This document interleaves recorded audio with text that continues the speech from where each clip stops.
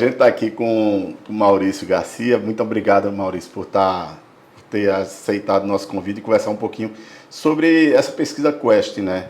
Primeiro da avaliação do presidente Lula, não é? A pior avaliação de todos os tempos, e também da questão da corrida eleitoral, que já saiu também e que mostra uma certa polarização. Vamos começar sobre essa questão da avaliação dele.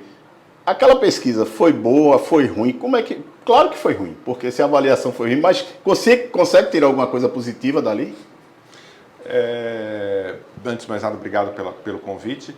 É aquilo que eu sempre falo assim quando vou comentar a pesquisa, e essa pesquisa especificamente é muito clara para isso. Você pode ter uma leitura positiva dela, muito positiva, e argumentar com números, aquela história de torturar os números. Se você torturar Sim. bem, torturado você tira qualquer coisa. Então ela pode ser positiva para o governo, como ela pode ser muito negativa também. Como pode ser positiva?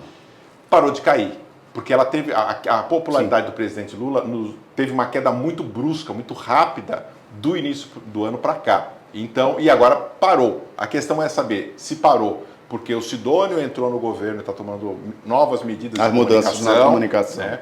Ou se parou porque tinha que parar, ou porque chegou no fundo do poço também, e esse fundo do poço é real, de fato, para qualquer presidente, gestor. A gente, por exemplo, tem, no caso de Bolsonaro, só para um comparativo histórico, no pior auge da pandemia, na pior situação, ele nunca baixou de 25% de avaliação positiva no Brasil como um todo. Sim. Né? Porque tinha o núcleo dele muito duro, muito fechado, então ali era o piso dele, ele não baixou daquilo. Então, Lula, será que ele chegou no seu piso, né, de popularidade? Se então, chegou, é bom, porque aí não tem mais para onde descer, ele só vai subir. Mas a gente tem alguns indícios na junção dessas duas últimas pesquisas divulgadas, que no fundo é uma mesma, que eles divulgaram separadamente o que é administrativo do que é eleitoral, que a gente vê que, e tinha uma pergunta muito clara lá, se perguntando se a pessoa é lulista, petista, se é de esquerda, mas não é lulista, petista, se não é de centro, ou se é bolsonarista, ou se é de direita e não é bolsonarista. Tem uma escala de 5 pontos,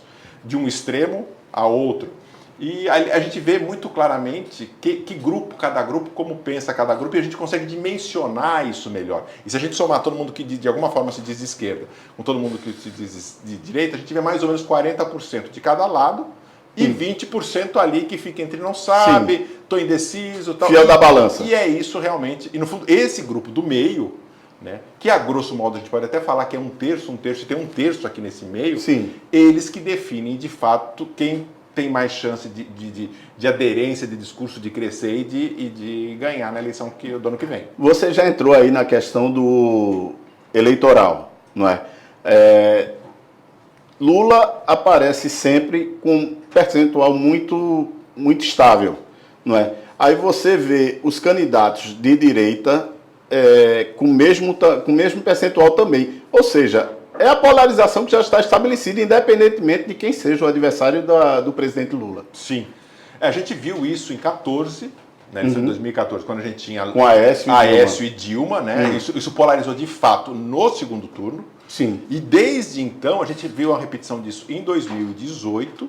Né? Claro, Lula não estava Lula como candidato, mas estava Haddad o representando, e Haddad, óbvio, não tem um carisma, não tem história de Lula, e por isso teve um desempenho abaixo, mas chegou aí para o segundo turno, e foi surpreendente. Era um prefeito de uma capital, tudo bem, São Paulo, que é a maior cidade, mas ele não tinha sido nem reeleito na né? cidade. Ele vinha fragilizado, era ministro de Lula, era ligado para o ministro de Dilma, da Educação, e conseguiu ser o nome ali forte. Ele chegou a ser forte. Perdeu, claro, mas era desesperado, mas já houve uma polarização. Isso em 18. Em 22 a gente viu aquela eleição que foi definida no último minuto ali, né, por um percentual muito pequeno entre os dois candidatos. Então a gente vive nesse mesmo momento. Isso continua, a história continua, né? Trocou o presidente, o Lula está nessa, talvez para outra eleição, de 30, talvez a coisa mude.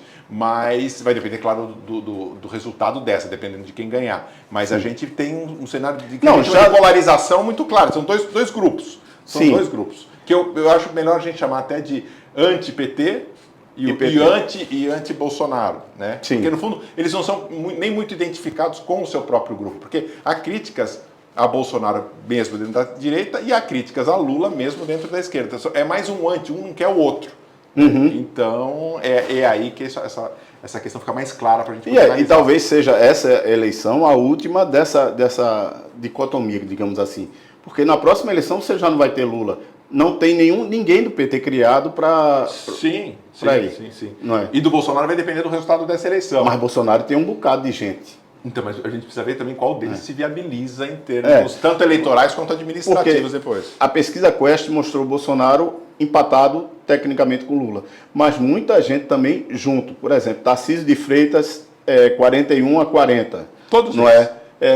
Qual desses, além de Bolsonaro, é evidente, mas que está inelegível, qual desses seria um adversário mais complicado para o PT ou para Lula? Pelo que eu vejo, e até pela representação, acho que o mais complicado, num certo sentido, obviamente, a gente vendo isso hoje, com o que se tem, é de fato a Michelle Bolsonaro, que tem uma ligação mais próxima com o Bolsonaro, e é mulher, é uma novidade, é mais jovem, apesar de não ter uma experiência administrativa, ela tem um apelo de imagem, de postura, que agrada o eleitorado, muito bem um eleitorado mais conservador, que é algo que vem crescendo fortemente no Brasil. Hoje hoje saíram dados mais esmiuçados do IBGE com relação à religião, e a gente entende muito claramente o que é a figura de Michelle Bolsonaro para essa parcela que é significativa e vem crescendo.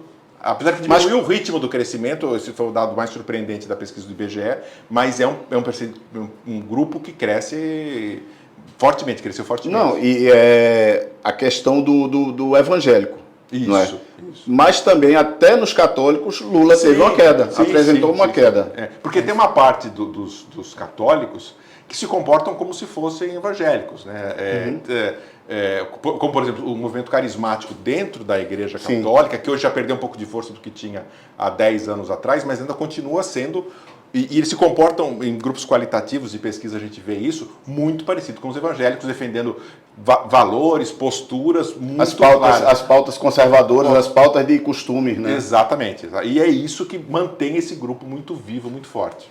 Agora, Maurício, a gente está 1 ano da eleição, pouco mais de 1 ano, né? 1 ano e 4 meses da eleição. Qual é o cenário que o senhor projeta daqui para lá? O governo tentando mostrar o que faz, o que está fazendo, o que pretende fazer daqui para frente, tentar arrumar essa coisa de estabilidade econômica, que isso, por mais que tenha perdido força do que tinha há tempos atrás, mas ainda, obviamente, dinheiro no bolso, o bolso continua sendo a parte mais sensível do corpo humano. A economia vai bem, né? O governo vai bem, né? E a questão só é o governo saber divulgar os avanços econômicos, não só programas sociais específicos, né, mas que as pessoas sintam, de fato, na sua vida, melhorias em decorrência de um ambiente de negócio, de um ambiente econômico mais favorável.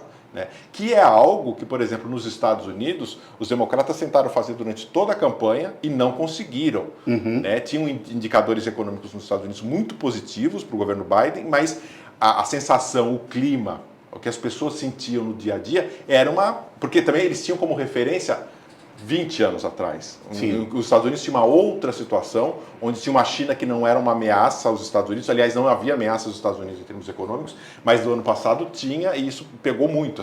E até essa briga que Trump estica a corda até hoje com relação aos imigrantes, aos latinos, essa coisa, e daí já mistura também outros fatores de xenofobia, de racismo e tal, mas aqui eu acho que há possibilidades do governo daqui para frente começar a mostrar que de fato está melhorando. E essa pesquisa mostra, e esse é um outro ponto que parece ser positivo que a pesquisa da Quest mostra, que as pessoas percebem que as coisas têm aumentado numa menor intensidade do que estavam aumentando da outra vez. E isso já é um indício de que alguma coisa boa para o governo, apesar da pesquisa inteira ser num tom mais negativo, possa abrir uma esperança para o governo. Falaste aí da questão de Trump. Ele vai influenciar de alguma coisa claro, ele é o ícone da direita, isso influencia de alguma forma? Eu acho que no sentido de ganhar eleitores, muito pouco. Mas perder? Não, perder acho que também não. Também acho que não, porque quem é de direita gosta do Trump não vai deixar de gostar dele, porque sempre vai achá-lo um cara libertário, um cara que venceu na vida, um cara que conquistou várias coisas e que merece ser reconhecido, que ele é muito inteligente, né? E quem não gosta, que tem uma série de questões atreladas até à própria personalidade, ao estilo de vida dele, que não afasta. Então, para mudar do que as pessoas gostam ou não gostam hoje, eu acho pouco provável. Mas é claro, é sempre uma figura e o que pode acontecer com ele, o que ele fala, é totalmente inesperado. Né? Ele pode criar uma bomba no sentido do que vai falar, do que vai acontecer. Ninguém esperava, por exemplo, o que aconteceu na Ucrânia, no encontro dele com o Zelensky, ele atacando o Zelensky do nada, ali, naquela situação. O que, teoricamente, até eu que acompanho pesquisas, na Ucrânia, o Zelensky, a popularidade dele aumentou 10 pontos percentuais, depois daquele fato de ter sido humilhado na frente do Trump. Sim. Então, são coisas que também a gente não tem como controlar muito. Agora, lá nos Estados Unidos, ainda pegando, como tu levasse a conversa para lá, a questão do etarismo. Biden deixou de ser candidato pela questão do etarismo. Será que isso também não será reproduzido aqui no Brasil? Pode ser. Se Lula, de novo, tropeçar no banheiro e cair, ou qualquer outra coisa, ou tiver tropeçar andando, qualquer deslize, ou vou falar mais uma coisa. O Lula já não tem uma dicção muito fluida, nunca teve. Mas se ele começar, isso pode, de fato, criar uma situação constrangedora. Mas aí a gente não tem como controlar esse tipo de coisa. Claro que no caso de Biden era uma coisa muito extrema, muito clara, muito evidente ali. Né? E ontem mesmo, essa semana, falas do presidente Lula, ele vive reforçando essa coisa. Se está jovem, estou animado, eu pareço um menino de 20 e poucos anos. Ele quer reforçar isso. O papel até de Janja nessa história toda, a gente estava falando do papel de Michele do outro lado, mas o papel de Janja nisso serve de fato para isso, para mostrar que ele é um homem ainda ativo, é um homem que está vivo, que tem vigor, que está em pleno gozo das suas faculdades mentais e de suas ações, para mostrar de fato que ele está pronto para governar o país por mais 4 anos, né? Se for reeleito. Então, tem toda uma questão simbólica com relação a isso, também do lado da esquerda, assim como a gente estava falando antes, do lado da direita. Agora, Maurício, até que ponto esse crescimento dos evangélicos, isso aí influencia na política, na mudança de estratégia? Até que ponto o senhor acredita nisso? A questão dos evangélicos é algo muito, muito forte, porque os evangélicos têm crescido. Para a gente ter uma ideia, no censo que foi feito de 1970, 90% dos brasileiros eram católicos, né? E o grupo de evangélicos não chegava a 3%. Era uma minoria minoria mesmo de fato. Ele vem crescendo, e hoje ele acabou de sair um dado do IBGE que chega praticamente, deu 28 ponto alguma coisa por cento, assim, quase 30%. Havia projeções até que poderia chegar aos 30%, e há projeções de que pelo crescimento que está vindo, possa em 2035, 2040, ultrapassar os católicos. Né? E a questão, isso não é um problema, é um grupo religioso, mas a questão é que eles têm valores de comportamentais muito próprios e muito conservadores, o que também anda em paralelo, dá a mão para essa questão conservadora no sentido político. Né? Não, e que foi muito explorado durante as campanhas de Bolsonaro, né? Essa questão. Sim. Né? E mais que isso, porque a gente falou dos anos 70, dos anos 80 da parcela evangélica, mas aquele era um grupo evangélico que seguia o evangelho próprio, que tinha uma teologia própria ali, específica dos protestantes. A partir do final dos anos 80, nasce dentro dos evangélicos a teologia da prosperidade, que é uma coisa nova. Assim como a teologia da libertação aparece na Igreja Católica no final dos anos 60, começo dos anos 70, e é uma coisa mais libertária, mais revolucionária, que pinta Jesus Cristo quase como, de fato, como um comunista revolucionário, um Che Guevara, algo parecido. Dentre os evangélicos, ele tem uma coisa de que essa coisa de que o evangélico, ele é o senhor da sua vontade, ele faz a interpretação da Bíblia do jeito que ele quiser. Ele não precisa de um intermediário como é o padre no mundo católico. Então ele pode lutar, ele pode crescer com a ajuda de Deus, orando, ele só ora e continua trabalhando. E isso dá uma mudança na cabeça das pessoas de que depende do meu esforço, e eu não preciso de uma outra coisa que não seja Deus para fazer com que eu cresça. Então, na hora que um governante, fala que vai dar a Bolsa Família, vai dar um auxílio assim, que vai dar um desconto para isso, vai facilitar tal coisas, existem evangélicos dentro dessa corrente teológica que falam assim, eu não quero. Você está me chamando de incapaz de conquistar isso pela minha própria vontade? Então rejeita e fala assim, não, você... E chegam até um extremo, parece caricato, mas de fato não é, já ouvi isso em grupos depoimentos desse jeito, falou assim, não, você está me tentando para deixar de acreditar em Deus e na minha capacidade para receber uma benevolência de alguém. Então eu não quero, eu rejeito. Né? E daí vá de retro, saia, que daí também são outras coisas que esse movimento evangélico a gente começa a utilizar, ouvir termos hoje que a gente não ouvia há 15, 20 anos atrás, que são muito do mundo evangélico. E dentro dessa teoria da prosperidade está também uma teoria, já não tão explícita assim, que é a teoria do domínio. No sentido de que o crente, como eles próprios se chamam, que não é um termo pejorativo, eles próprios se chamam de crentes, deles poderem ter a sua representação política também.